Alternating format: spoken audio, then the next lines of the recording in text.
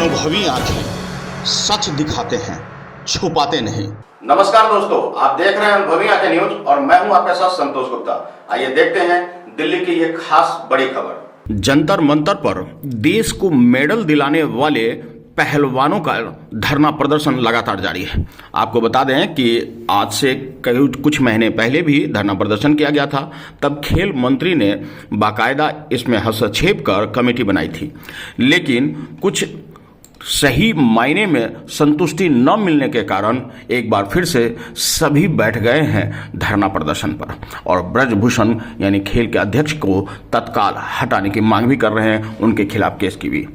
अंततः लंबे संघर्ष के बाद सुप्रीम कोर्ट ने हस्तक्षेप किया और फिर कनॉट प्लेस के थाने में मामला दर्ज भी हुआ है।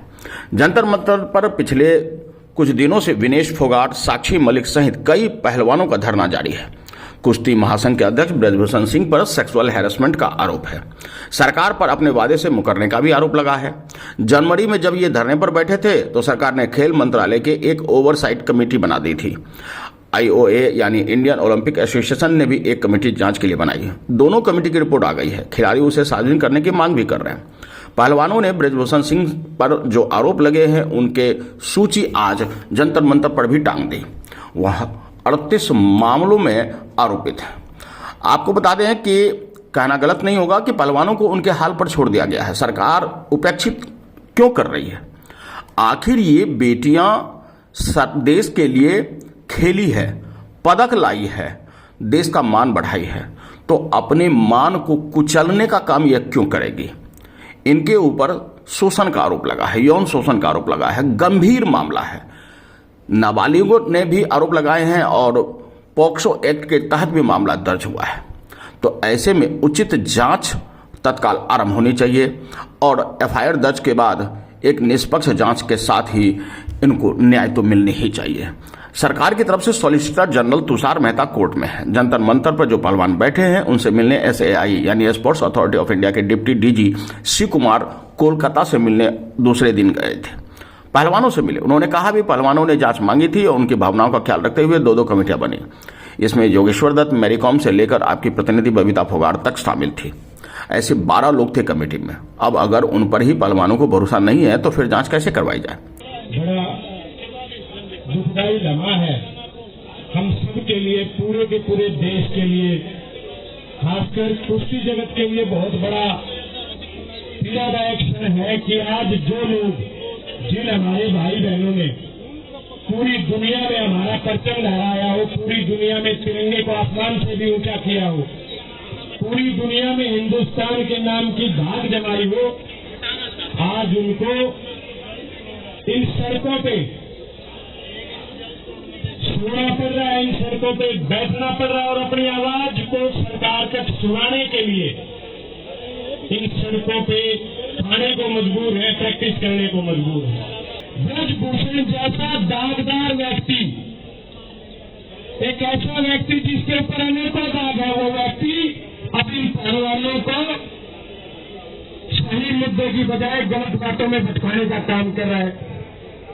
मैं ब्रजभूषण को सुन रहा था, कह रहा था कि ये तो हरियाणा प्रदेश के एक ही प्रदेश के और एक ही जाति विशेष के लोग धरने पे बैठे हैं। बड़ी कमाल की बात है। हमेशा जात पात में धर्म में बांटने का काम करते हैं और कमाल देखिए, जब ये खिलाड़ी गोल्ड मेडल लेके आते हैं तब ये किसी देश के खिलाड़ी होते हैं, तब इनको कहते हैं कि हिंदुस्तान के खिलाड़ी मेडल लेके आए थे। और जब ये अपने हक की आवाज उठाते हैं, जब अपने हक की बात करते हैं, तो कहते हैं ये तो हरियाणा के साथ धरने पे बैठे हैं। वहीं आपको बता दें कि बबीता फोगाट के जबरन रिपोर्ट पर साइन करने की बात भी सामने आ रही है और कहा जा रहा है कि अंधेरे में रखकर हस्ताक्षर करवाने के बाद। अब बबीता 50-60 किलो वर्ग की विश्व चैंपियन पहलवान है, उनसे किसने और कैसे दोस्ती कर ली? अगर बिना पढ़े उन्होंने डॉक्यूमेंट साइन किए तो यह बहुत हास्यास्पद है। बहरहाल आपको बता दें कि इस मामले का धरना प्रदर्शन जारी है। तमाम आरोपियों की एक फहरिस्त भी वहां लगा दी गई है। पहलवान निष्पक्ष न्याय मांग रहे हैं, जांच की बात कर रहे हैं, सुप्रीम कोर्ट पर भरोसा की भी बात कर रहे हैं। आपको बता दें कि आखिर इनकी सेक्सुअल हैरेसमेंट के आरोप सुनकर कोई भी हंस जाएगा। क्यों? ये भी सुनिए क्या कारण है कि पीटी उषा ने बयान दे दिया कि धरना प्रदर्शन शर्मनाक है? क्या कारण है कि योगेश्वर दत्त ने भी पहलवानों के अचानक दुश्मन बन गए?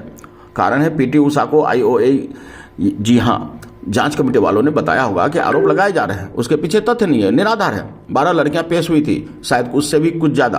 किसी ने भी सेक्सुअल हैरेसमेंट का आरोप नहीं लगाया, किसी ने फोटो खींचने का आरोप लगाया है, तो किसी ने कंधे पर हाथ रखकर फोटो खिंचवाया है। किसी का आरोप है कि वह मैच जीती तो मैट पर से उतरने पर इन्होंने उसे गले लगा लिया। विनेश फोगाट गलत बयानी करती दिख चुकी है। अब आपको बता दें 2015 में तुर्की में उनके साथ सेक्सुअल हैरेसमेंट हुआ। बृजभूषण सिंह ने रिकॉर्ड देखकर बताया कि 2015 में वह तुर्की तो गए ही नहीं थे। फिर विनेश ने कहा कि घटना मंगोलिया में हुई थी। अध्यक्ष का जवाब था 2016 में वह मंगोलिया नहीं गए थे। 5 लड़कियों ने कहा अध्यक्ष यानी बृजभूषण सिंह ने उनसे फोन पर नंबर मांगे थे।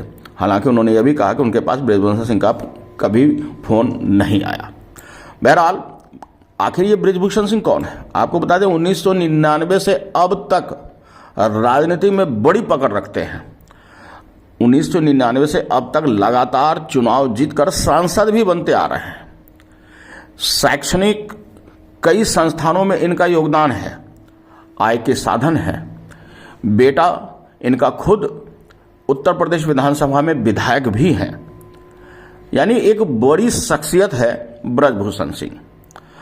आपको बता दें कि बृजभूषण सिंह और उनकी कार्यकाल भी अब धीरे धीरे खत्म की ओर है, लेकिन बृजभूषण सिंह ने कहा कि ये लोग अपना धरना प्रदर्शन खत्म कर दे, मैं इस्तीफा दे दूंगा। आपको यह भी जान लेना चाहिए कि आखिर पहलवानों की टीम और इन सब ने धरना प्रदर्शन का रास्ता क्यों चुना? उन्हें वास्तविक रूप से सरकार क्यों नहीं प्रश्रय दे पाई, क्यों नहीं उनकी सुन पाई और क्यों नहीं उनके साथ न्याय हुआ? सुप्रीम कोर्ट को क्यों उनके आरोपों के आधार पर पुलिस को निर्देश देना पड़ा कि एफआईआर दर्ज कीजिए? तो निश्चित ही अगर हमारे देश की बेटियां पढ़ेंगी, आगे बढ़ेंगी, तो उन्हें उपेक्षित करना भी कहीं से भी जायज नहीं होगा। दिल्ली से हमारे विशेष संवाददाता प्रभाष शर्मा की रिपोर्ट। तो आज के लिए इतना ही। हमारे साथ बने रहिए और खुद को रखें अपडेट। तो देखते रहें अनुभवी आंखें न्यूज, और हाँ, पढ़िए भी अनुभवी आंखें अखबार। हमारे वॉलंटियर सदस्य बनिए और आधार कार्ड, वोटर कार्ड की फोटो कॉपी भेजते हुए हमें इस नंबर पर कॉल कीजिए 8826227802। लाइक और सब्सक्राइब करना ना भूलें दोस्तों।